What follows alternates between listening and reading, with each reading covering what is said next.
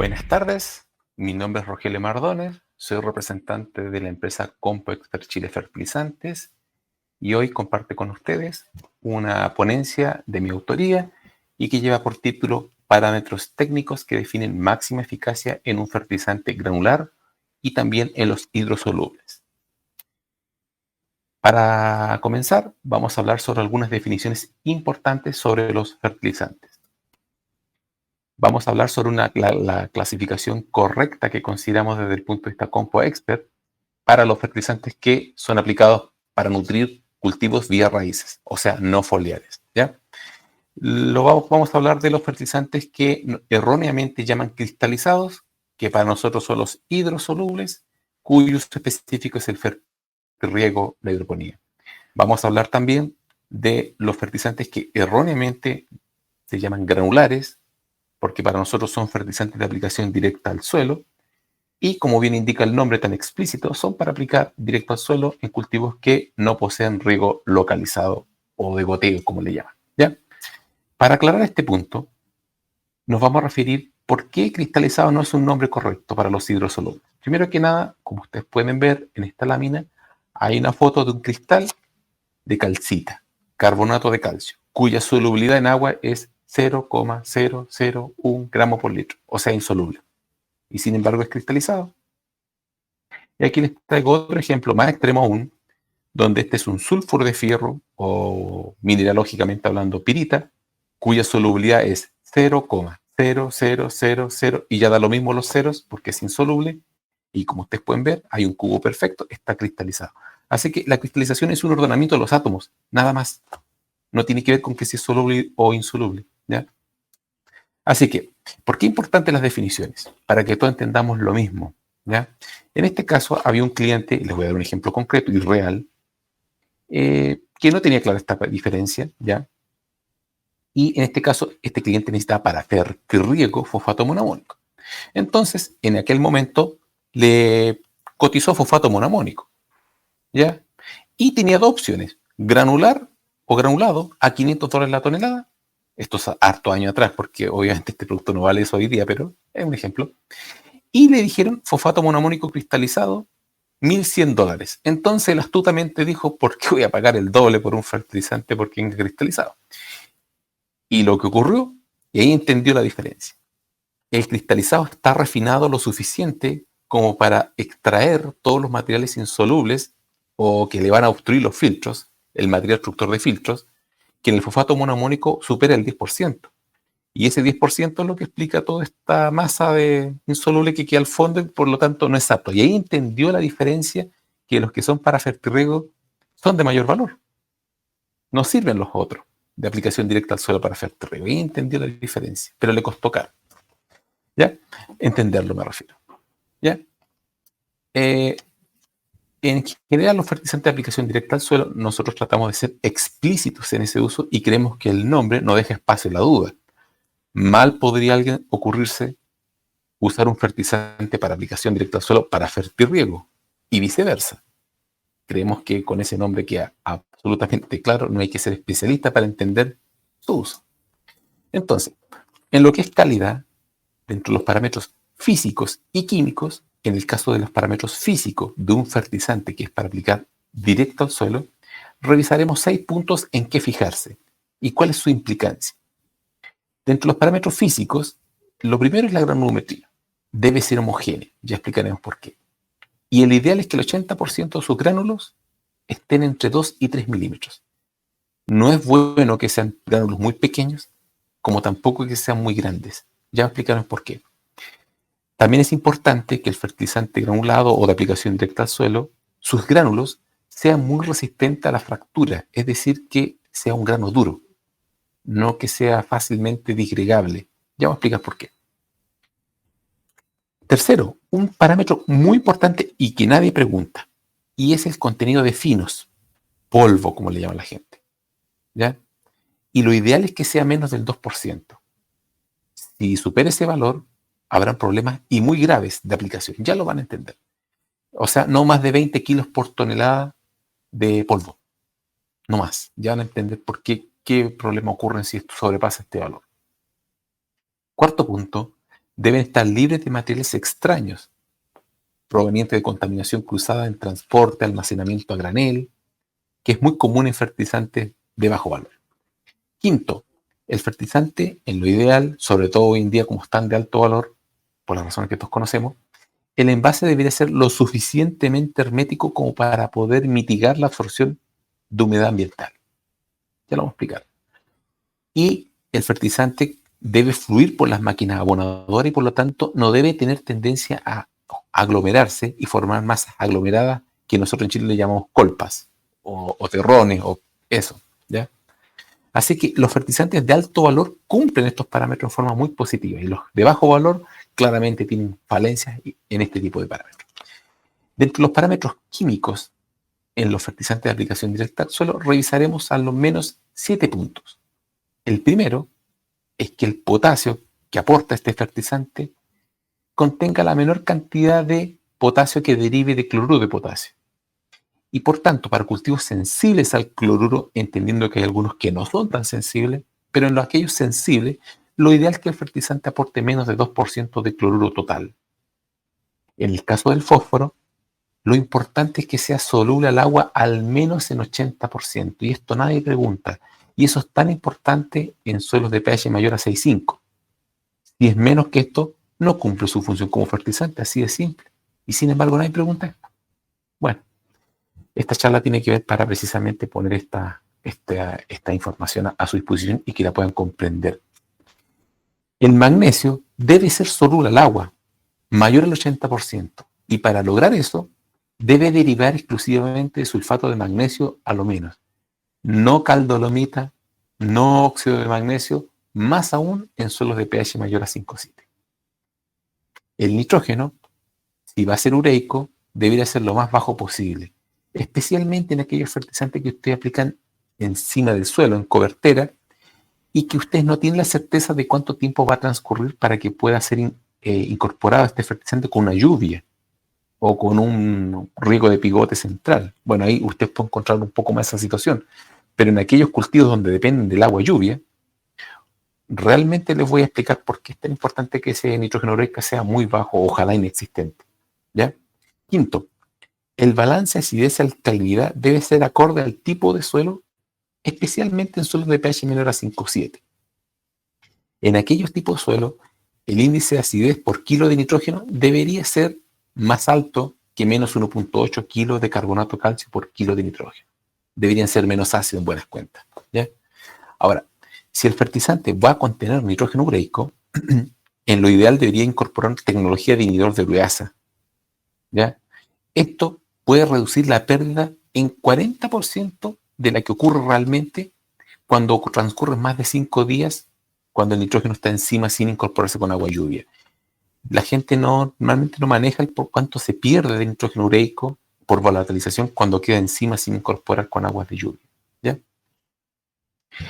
Y séptimo punto, en la medida de lo posible, ustedes busquen fertilizantes que tengan bajos niveles de cadmio, porque es un tóxico que realmente es para preocuparse, porque los cultivos tienden a absorberlo, a diferencia de plomo, de mercurio y de arsénico, que también son metales pesados, también son tóxicos, pero el cadmio es particularmente peligroso y viene siempre en fertilizantes que tienen fósforo, siempre. ¿Ya? Hay que preocuparse. Ya. Ahora, con la calidad en fertilizantes hidrosolubles para fertirriego, ¿ya? También vamos a hablar de sus parámetros físicos y también vamos a hablar de sus parámetros químicos, pero a su debido momento. Ahora nos vamos a centrar en los parámetros físicos para la aplicación directa al suelo, ¿ya? El primer punto es que la agrometría sea, ojalá, 80% entre gránulos de 2 y 3 mililitros. Y los fertilizantes de calidad alemana destacan incluso dentro de lo que es la calidad europea. Por ejemplo, a su derecha tienen un fertilizante de calidad europea, ¿ya? Que es bastante mejor que el que se produce obviamente fuera de Europa, ¿ya?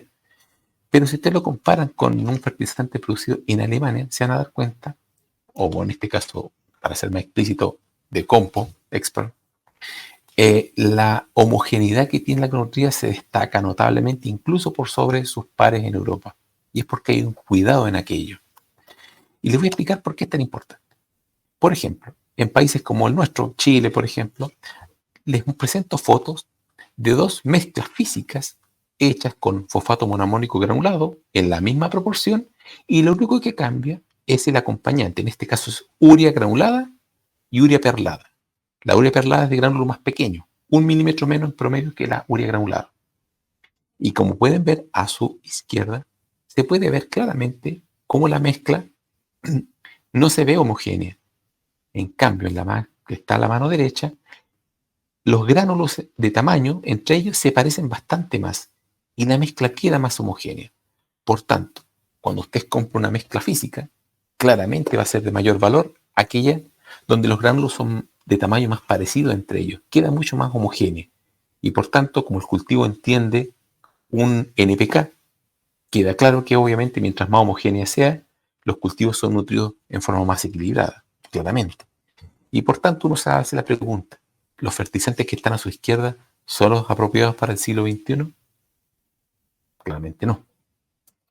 Ahora, si yo comparo un fertilizante de calidad alemana versus un fertilizante de calidad europea, o sea, estoy comparando dos buenos fertilizantes, podemos ver que hay diferencias claramente. Por ejemplo, en esta barra, lo que yo muestro es cómo se distribuyen los gránulos en 1 kilo de fertilizante, por ejemplo, un Novatex Classic de producción alemana, versus un fertilizante producido en Noruega.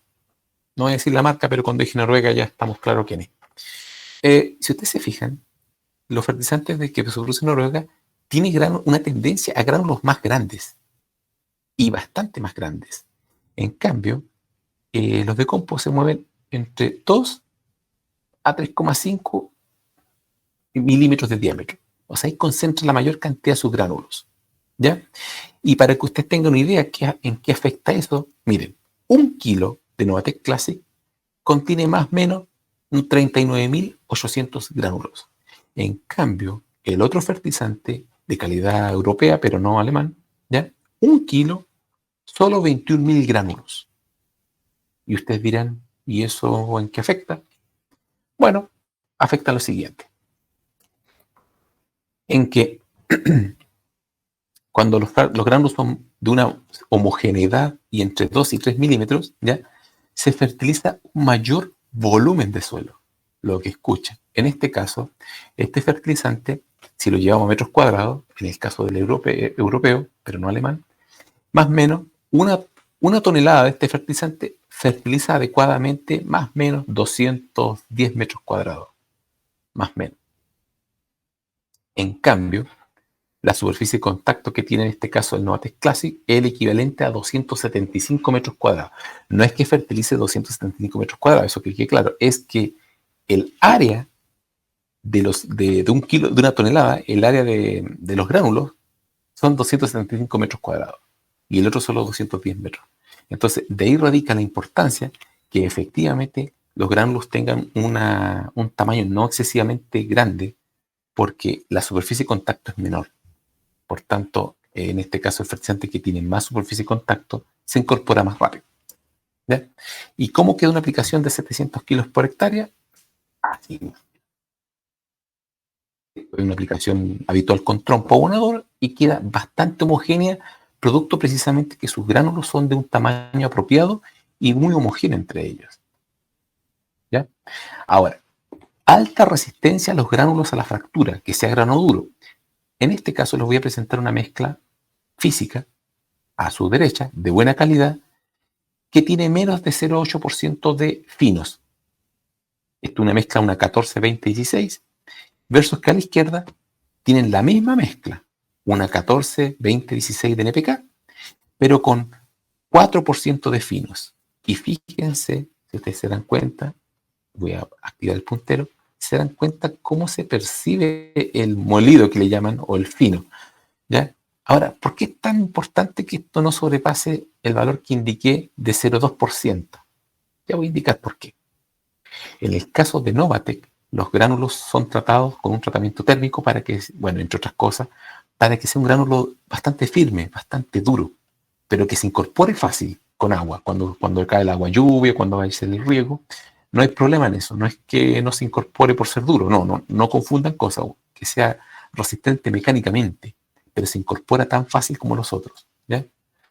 En este caso, aquí tenemos la foto de un fertilizante que tiene 4% de finos, ¿ya?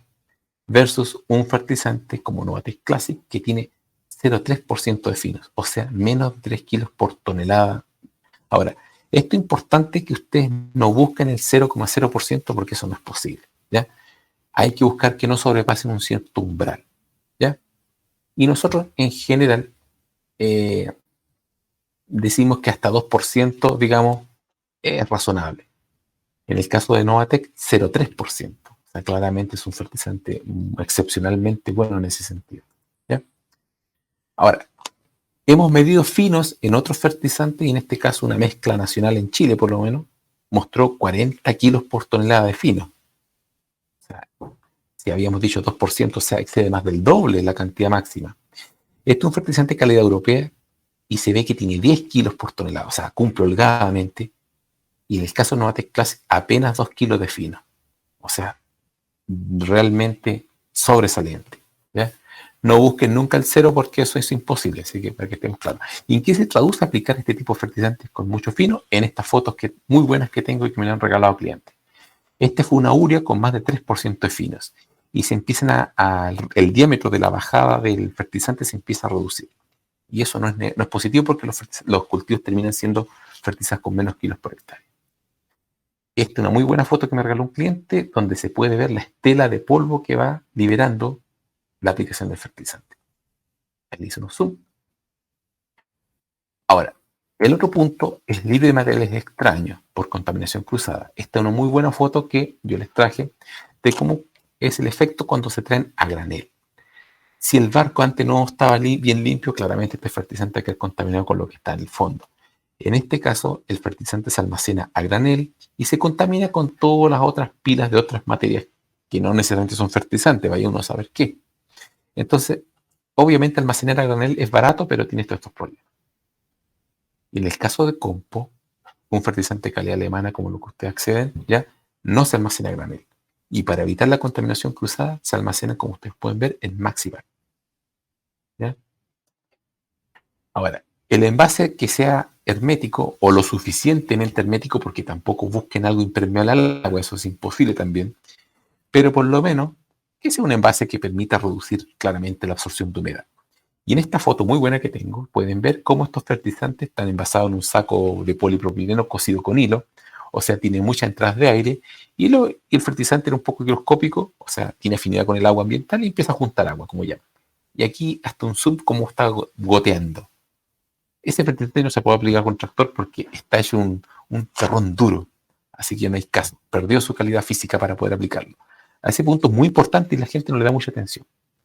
En este caso, Compo, el fertilizante Blaukorn, por ejemplo, Blaukorn Classic, utiliza una bolsa plástica transparente y o blanca, dependiendo del mercado, y que es de mucho menor permeabilidad al aire, ¿ya?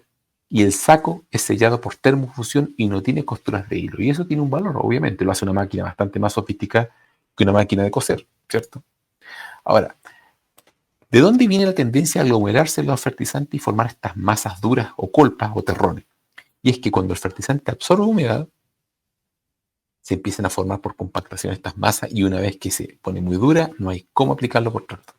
Pierde toda su calidad física y eso es tremendo defecto. Vayan usted a aplicar esto es imposible, no hay caso.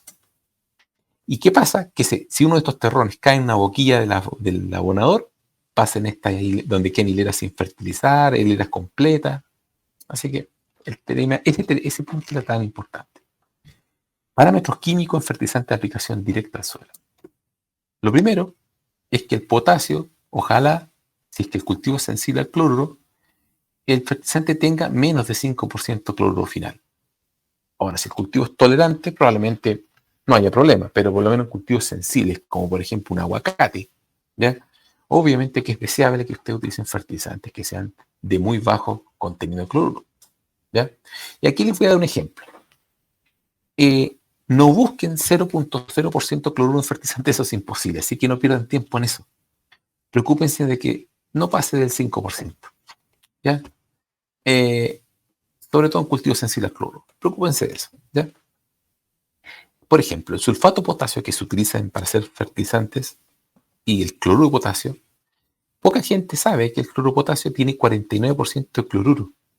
Entonces no se extraña que si la mezcla es hecha con cloruro de potasio tenga alto contenido de cloruro, es como obvio, pero hay personas que a veces no. Ahora, el sulfato de potasio, a pesar de que es sulfato, porque no viene puro, también tienen que entender eso, ¿ya? Tiene entre un 2 o 3% de cloruro.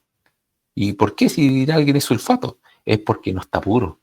Esa es la razón, ¿ya? Tiene impureza. Y normalmente el cloruro está en 2, 3% de cloruro en un sulfato de potasio, ¿ya? Entonces, ¿qué pasaría si ustedes, por ejemplo, piden hacer una mezcla 12-12-17 versus una 12-12-17, pero una con cloruro de potasio y la otra con sulfato de potasio? Técnicamente las dos son posibles, pero la que se echa con cloruro de potasio queda con 13.9% cloruro. Entonces, si le quiero aplicar un cultivo sensible, claramente esto tiene probabilidades de que se va a quemar el cultivo, ¿ya? En cambio, si la piden con sulfato, apenas 1% cloruro. Y como dijimos que para cultivos sensibles, ojalá menos de 5% de cloruro es adecuado, tendrían que pedirla con un sulfato de potasio. Ahora, eso tiene un mayor costo, pero por supuesto. ¿Y cuánto más? Por lo menos $140 más por tonelada. Y además, el sulfato de potasio tiene un bajo índice salino, mucho más adecuado, por cierto, para cultivos que también son sensibles a la conductividad, versus que el cloruro de potasio tiene un índice salino de 116, o sea, más del doble del sulfato de potasio, entonces tiene otra ventaja por ahí. ¿Ya? En este caso, en el caso Compo, Blaukorn Classic, Novatec Classic, Novatec 12-217, por citar algunos ejemplos, el potasio diría 100% de sulfato de potasio, y por eso garantizamos un bajo aporte de cloruro. Ojo, bajo aporte de cloruro. El 0.0 es imposible, así que no pierdo tiempo buscando 0 porque eso es imposible, ¿ya? El segundo punto, fósforo soluble al agua, mayor 80%, especialmente solo de pH 6.5. El propósito del fósforo y de cualquier nutriente es que se disuelva en el suelo y en un plazo tal que sea la apropiado para el cultivo. No en 1, ni en 2, ni en 3 años, ¿cierto? Ya. Entonces, en este caso, por ejemplo, vamos a leer una etiqueta del Blauko. Blauko indica que trae 8% de fósforo soluble en citrato de amonio neutro y agua.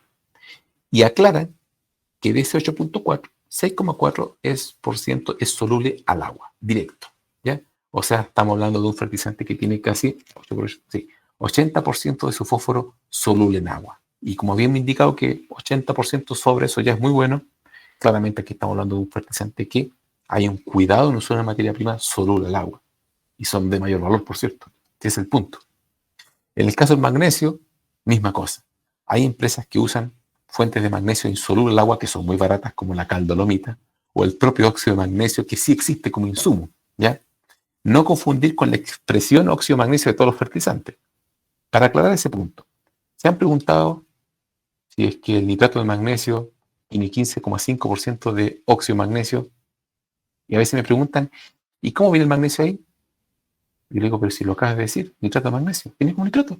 ¿Y por qué se expresa como óxido de magnesio? Ah, es otra historia. Es simplemente una expresión química y es universal. Tiene más de 100 años de uso así que no lo vamos a cambiar, ¿ya?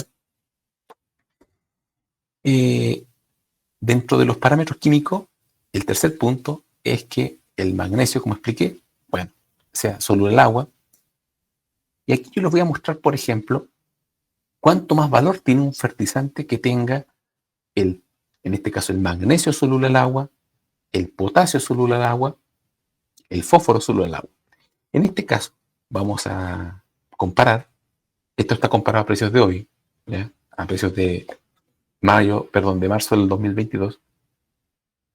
¿Qué pasaría un fertilizante 12-12-17 con 4% magnesio versus un fertilizante de alto valor de 12-12-17 más 4 magnesio?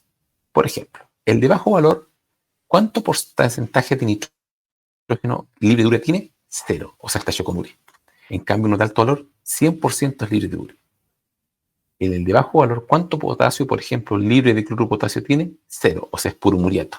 Así que no se sorprendan que tenga 14% cloruro, ¿ya? En cambio, el de alto valor, apenas 1% cloruro. Ahora, ¿cuánto fósforo soluble tiene un fertilizante, en este caso de bajo valor? 25% soluble el agua y el 75% es insoluble el agua. ¿Ya? En cambio, de alto valor, 81%. Mucho más alto en soluble el agua y por lo tanto le va a servir al cultivo para el propósito que es. En el caso del magnesio, 0% solo el agua, o sea, esto es cualquier cosa, no le sirve al cultivo, versus que el de alto valor, 100%. Y en este punto voy a hacer una salvedad, es que muchas personas buscan o creen que en este caso los fertilizantes que marcan una menor conductividad son mejores para suelos salinos.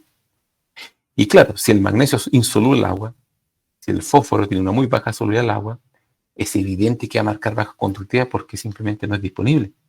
Entonces no confundan el defecto como virtud, ¿ya? Y va a pasar que si usted usa fertilizantes que tienen alto magnesio sobre el agua y alto fósforo sobre el agua, y por tanto va a servir como fertilizante, va a marcar más conductividad, por supuesto, pero eso no significa que por eso es menos adecuado, de hecho es todo lo contrario, eso permite hacer nutrición para el cultivo. ¿Y cuál es la diferencia de valor? Aquí la tienen. Bajo valor, $950 por tonelada, más o menos un valor de mercado, versus que uno de alto valor, $1.500 por tonelada. Entonces, el que no tiene claro esto dice, me quedo con el barato. Pero claro, tiene un cultivo sencillo de cloruro, se queman las hojas y después se da cuenta. Después entiende. Nitrógeno ureico, más bajo posible en fertilizante de aplicación en cobertera. ¿Por qué? Porque todas las mezclas que tienen urea, por definición, son ineficaces cuando se aplican en cobertera, que quede claro, ¿ya? Porque la urea se convierte a carbonato amonio en el suelo por una enzima que se llama ureasa, y en ese punto sufre la urea autovolatilización, ¿ya? Y le ocurre intensamente, se pueden perder en 10 días, la urea cuando queda en cobertera, si no es aplicada con lluvia, se puede perder fácil el 40% de nitrógeno, y eso se pierde como gas, ¿ya? Este es un trabajo propio mío, en el cual con trampas de amoníaco, porque eso es lo que se usa, lo que se genera, y estos tubos permiten captar cuánto amoníaco se va convirtiendo en la urea por cada día que uno la deja en cobertera. En este caso, la única diferencia entre estos, los dos son 300 kilos por hectárea, pero la diferencia es que este tiene inhibidor de ureasa a su mano derecha. Y se dan cuenta cómo el color violeta, que es la parte que marcó el amoníaco, es muy poco. En cambio, el otro tubo se saturó por completo y demuestra que efectivamente el inhibidor de ureasa es muy necesario para este tipo de fertilizante. O las mezclas que van a contener urea. En este caso, por ejemplo, el Blaucore Classic, 0% de nitrógeno de urea. No sufre volatilización por tanto, así que lo pueden dejar día en cobertera y no le va a pasar nada. ¿Ve? Ahora, tiene que tener un balance acidez adecuado, por cierto.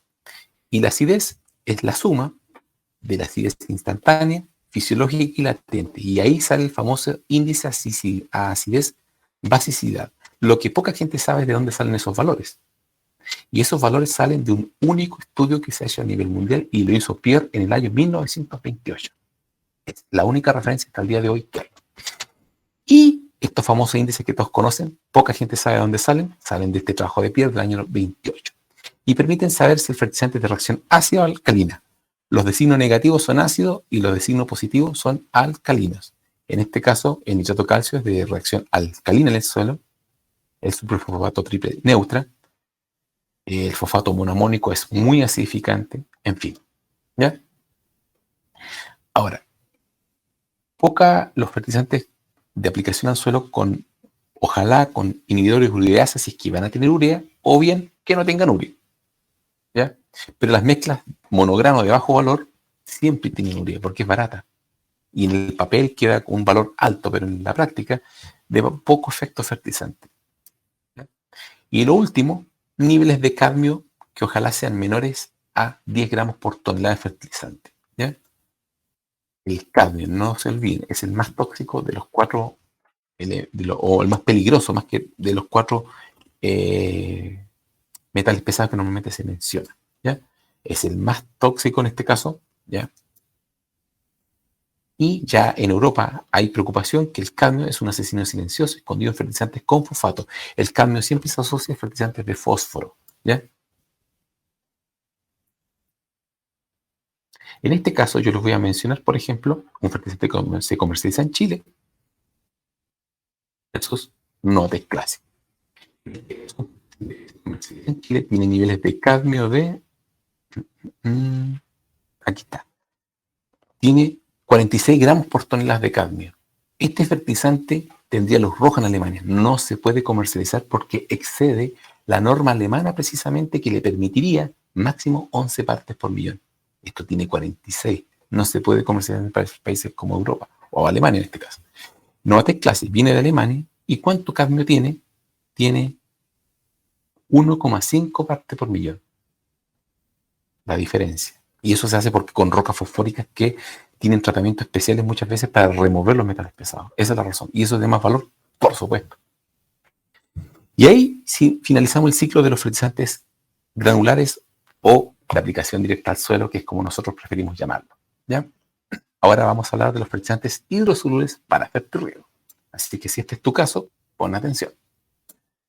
Los parámetros físicos, primero que nada, en los fertilizantes hidrosolubles, lo primero y lo más importante es el contenido de material obstructor de filtros. Debe ser menor a 3 kilos por tonelada. ¿Y en qué se nota esto? Que cuando ustedes lo disuelven, genera estos sedimentos y la gente lo confunde con solubilidad. No tiene nada que ver con eso. Es simplemente que el producto no está refinado. Punto. ¿Y cuánto se considera apto? 0,3%. Y al igual que muchos otros parámetros, no busquen el 0,0. Eso no existe. O sería excesivamente caro. No busquen eso. Es suficiente que no tenga más del 0,3%. La línea Novatec, por ejemplo, tiene 0,1%. Así que cumple obligadamente esto. ¿Y cómo queda una disolución de un Novatec o de un Aquafos? Así de transparente, con estos contenidos. Aquí en el interior de un saco de un Novatec y pueden dar cuenta que al disolverlo queda realmente translúcido, nada o muy poco sedimento.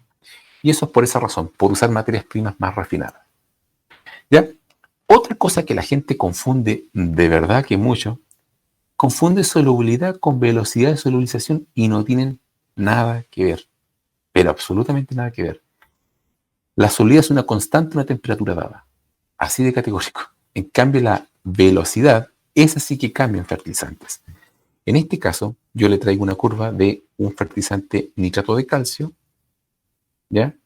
Y este también es nitrato de calcio y como pueden ver, alcanza la misma solubilidad total con la diferencia que uno la alcanzó en 40 segundos y el otro tardó 120 segundos. En este caso estamos hablando de menos de 1 minuto y 2 minutos. Sigue siendo un tiempo muy breve entre ellos. Pero tengo otros ejemplos donde uno se demora 2 minutos y el otro se demora 20 minutos en alcanzar la misma solubilidad y siendo la misma molécula, todo igual. ¿Por qué pasa esto? Básicamente por mayor superficie de contacto o menor, ¿ya? Pero es importante que ustedes lo tengan presente que ojalá el fertilizante se pueda disolver a la concentración que uno recomienda, no más allá de 8 minutos, ¿ya? Para alcanzar la solubilidad total que uno recomienda, ¿ya? Ahora, ¿qué solubilidad? La gente nuevamente aquí usa las tablas que encuentra en internet. No sirven, porque esas son solubilidad potencial. No sirven en la práctica. No sirven para indicar cuánto saco puedes disolver en un estanque. Y aunque esto les parezca raro, esto es un error, pero muy común. La verdad las cosas es que no existe una metodología, y Composite tiene una, para poder indicar la solubilidad de campo, es decir, la que se cumple. Y en este caso, para los fosfatos monoamónicos como ejemplo, la solubilidad potencial son 330 gramos que coincide con la que usted encuentra en la literatura. Es capítulo aparte explicar por qué, pero no lo voy a hacer ahora, me voy a demorar. Pero la solubilidad de campo de eso son apenas 170 gramos por litro. Ahora, ¿por qué la diferencia? Da para otro capítulo. No lo vamos a hacer ahora. Tercero, es libre de materiales extraños. Ustedes van a disolver esto y por tanto no puede obstruir filtros. Y aquí el almacenamiento a granel es una de las causas, claramente contaminación cruzada. Esto no debería venir, claramente. Imagínense, esto es un saco y así todo lo que uno saca de encima. Imagínense cómo viene de contaminado esto. Esto no debe ser.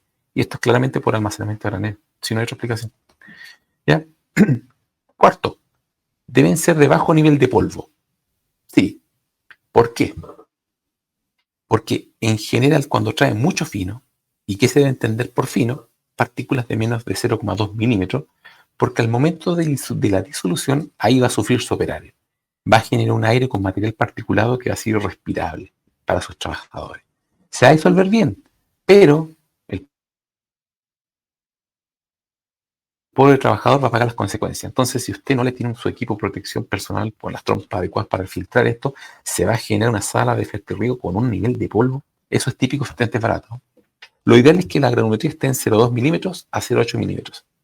Aquí yo les muestro el gráfico que indica que, por ejemplo, un fertilizante de calidad ACAFOS cumple con esta norma y por lo tanto, o sea, hay un cuidado para precisamente remover los excesos de fino y por eso que logra un perfil muy adecuado, se solubilizan rápido y es todo tan agradable, por decirlo de alguna manera, y con el cuidado para el trabajador. ¿Ya? Ahora, envases herméticos para reducir la humedad ambiental. La gente no le da mucha atención a esto y es tan importante.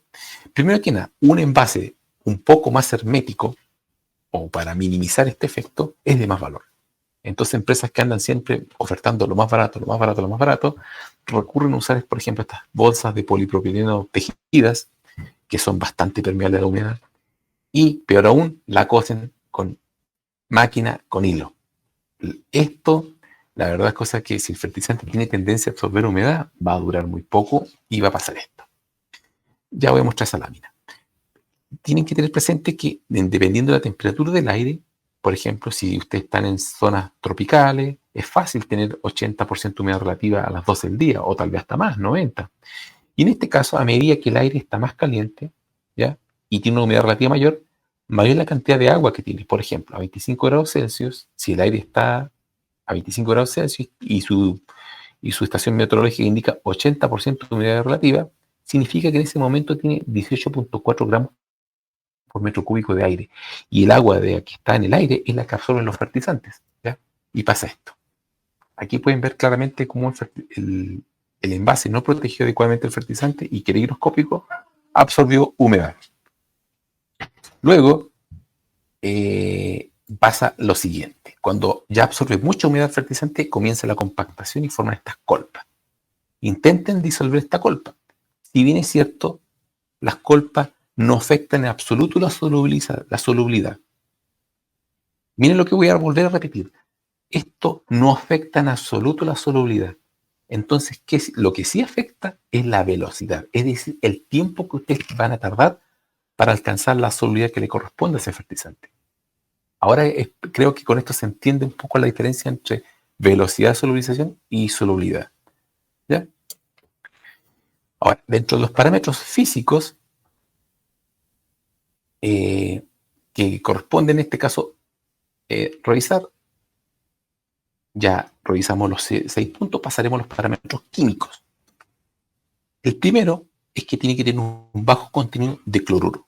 Cuando es fertirriego, el contenido de cloruro máximo debe ser aún más bajo que los fertilizantes que se aplican directo al suelo, por una razón muy lógica, y es que se aplican localizados, cerca del bulbo, cerca de donde están las raíces. Por lo tanto, eso explica por qué el contenido de cloruro, idealmente en cultivos sensibles, nuevamente, no debe ser superior al 0,3% cloruro. No busque el 0,0 porque no lo va a encontrar. ¿Ya? Así que lo importante es que no exceda ese contenido que indicamos. Algunos datos de referencia. El cloruro de sodio tiene 39% sodio y 61% cloruro. El nitrato de sodio tiene 27% sodio y el cloruro de potasio 48% cloruro. ¿Ya? Entonces, si el cultivo es sensible, como por ejemplo un nogal o un Juglans regia, por si lo llaman de otra manera el nogalero, ¿ya? Este es un cultivo muy sensible, un frutal muy sensible al cloruro. Entonces, si ustedes se fertilizan con un fertilizante alto en cloruro, barato obviamente, no se sorprendan que empiece a ocurrir esto. Y los cultivos bajan su rendimiento obviamente cuando ocurre aquello. ¿Ya? También es ideal un contenido de sodio bajo, especialmente si lo van a usar en hidroponía o para nutrición de cultivo en maceta. ¿Ya? No busque nuevamente el 0,0% de sodio porque eso es imposible. Así que con que no tenga más de 0,3% es adecuado. ¿Y cuál es el efecto de usar un fertilizante que, por ejemplo, tenga 1,5% de sodio? ¿Ya? Significa que en un suelo de textura franca, a 35 centímetros de profundidad, ¿ya? Y con los parámetros que aquí se definen como una distancia entre de 3,5 metros a distancia como de suelo de frutales, ¿ya?